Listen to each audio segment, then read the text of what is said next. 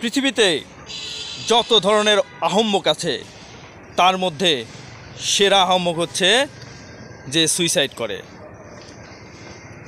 তাকে যত বড় জ্ঞানীই বলা হোক না কেন, প্রকৃতপক্ষে সে একটা আহম্মক। যদি আহম্মক না হয় তাহলে সে কখনো সুইসাইড করবে না। কারণ জীবনে দুঃখ, কষ্ট, বেদনা এগুলো থাকবেই, তাই বলে নিজের জীবনকে শেষ করে দেওয়া যাবে না।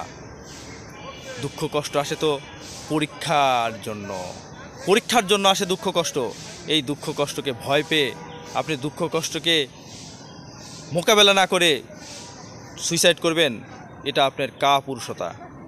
তাই সাবধান, কখনো এই রাস্তায় যাবেন না। দুঃখ কষ্ট আসলে ধৈর্য ধরুন, আল্লাহর সাথে বন্ধুত্ব করুন, দেখবেন আপনার দুঃখের মুহূর্তটা কেমন শান্তিতে পরিণত হয়। তাই ধৈর্য ধরুন আর সর্বাবস্থায় বলুন আলহামদুলিল্লাহ।